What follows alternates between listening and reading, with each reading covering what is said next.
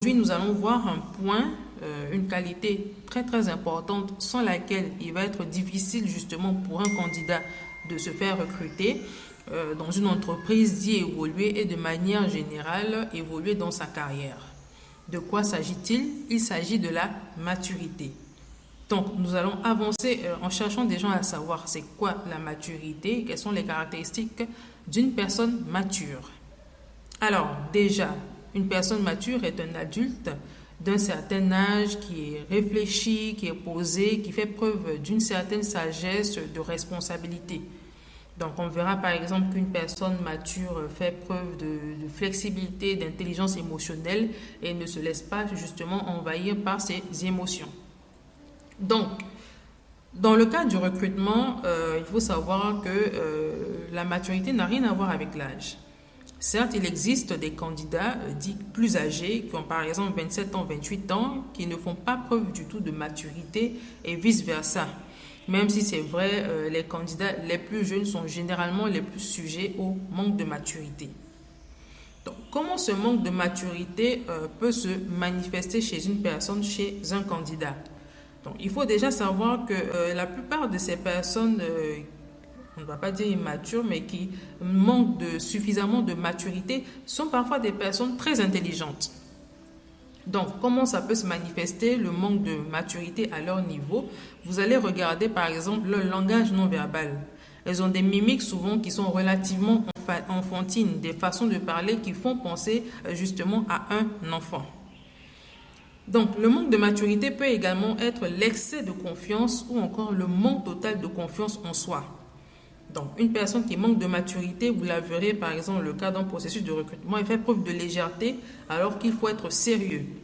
Donc, c'est une personne qui ne va pas supporter la frustration, le refus et pour laquelle ce sera difficile de prendre une décision, d'assumer ses erreurs, de porter la responsabilité de ses fautes, etc. Donc, une personne qui manque de maturité, un candidat qui manque de maturité, il sera émotif, voilà, il va se laisser influencer par ses émotions, il va chercher tout le temps à la recherche de validation, besoin d'être entouré, d'être rassuré, etc., etc. Donc, sur ce point, on peut déjà faire, on le dit souvent dans la vie courante, il y a l'intelligence de l'école et il y a l'intelligence de la vie. Donc certains diront par exemple, dans certains cas, bien sûr pas dans tous, les candidats qui viennent d'universités privées, donc des jeunes diplômés qui sont issus d'universités privées par rapport aux universités publiques, on remarque que ceux qui viennent des universités publiques font parfois preuve de beaucoup plus de maturité. Pourquoi? Parce que dans la plupart des cas, ce sont des étudiants, des jeunes diplômés qui ont été confrontés très tôt à la vie, qui ont par exemple géré des cabines, géré des cybercafés, loin de leurs parents, etc. Donc, qui ont dû grandir beaucoup plus rapidement, contrairement à leurs camarades qui ont peut-être été beaucoup plus privilégiés ou encore protégés dans leur vie. Donc, ça va se manifester de façon concrète dans leur manière de postuler, de se présenter aux entretiens et d'aborder le processus de recrutement. Donc, de manière concrète, par exemple, ça nous est arrivé de voir en entretien des candidats qui viennent avec leur papa ou encore leur maman. Et les parents en question s'asseyent dans la salle d'attente. Et lorsque vous observez un petit peu le langage corporel du candidat avec son parent à côté, on voit encore qu'il y a une certaine emprise, on voit qu'il est encore dans la posture de l'enfant et non de l'adulte. Nous, dans ces cas, généralement, on convie également le parent à l'entretien avec son enfant. Voilà. Donc, la maturité est extrêmement importante. Donc, je vais vous donner rapidement un exemple. Voilà, d'une jeune diplômée, on va dire... c'est ça, une jeune diplômée d'une université de la place que nous avons cooptée, que nous avons choisi pour un client qui nous a confié le recrutement d'un stagiaire pour intégrer un département de son entreprise. Donc la candidate en question est extrêmement brillante, parfaite sur le plan technique, mais on s'est rendu compte que elle manifestait un certain manque de maturité tout au long du processus. Donc, qu'est-ce que nous avons décidé de faire? Nous avons décidé de l'aider, de l'accompagner pour qu'elle puisse acquérir certaines dispositions, acquérir un certain comportement professionnel pour que la collaboration avec le client chez qui nous allons l'envoyer se passe se passe très bien.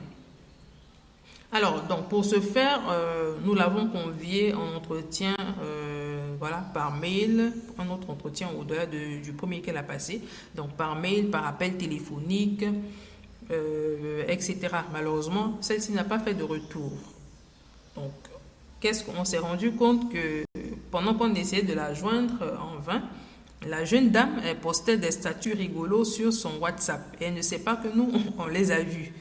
Donc, on lui a envoyé un message pour lui dire, écoutez, madame, nous, on cherche à vous contacter pour un autre rendez-vous, pour qu'on puisse vous aider, vous préparer à l'opportunité qui vous attend, mais vous ne décrochez pas. Mais pendant ce temps-là, vous êtes en train de poster des statuts. Donc, désolé, nous, on va devoir remonter cette information-là au client parce que ce n'est pas très correct de votre part. Et c'est là maintenant que la jeune dame survient, c'est maintenant qu'elle appelle, qu'elle réagit. Excusez-moi, elle avance des prétextes plus ou moins bidons, mais voilà, c'est déjà parti. Donc vous voyez un peu comment est-ce que le défaut de maturité peut se manifester et peut vous faire manquer des opportunités. Donc si vous avez le sentiment de vous retrouver dans certains points dans ces exemples de manque de maturité, qu'est-ce que vous pouvez faire pour corriger le tir? Déjà, il faut avoir des objectifs clairs. Ensuite, travailler sur votre confiance en vous qui va vous donner plus d'assurance, plus d'envergure. Il faut bien s'habiller. Il faut apprendre à prendre du conseil auprès des gens, mais surtout à prendre ses décisions et à les assumer. Il ne faut pas fuir devant les difficultés. Il ne faut pas avoir peur d'expérimenter de nouvelles choses, d'apprendre, d'échouer, de se relever. C'est comme ça qu'on grandit. C'est comme ça qu'on devient mature, on devient adulte.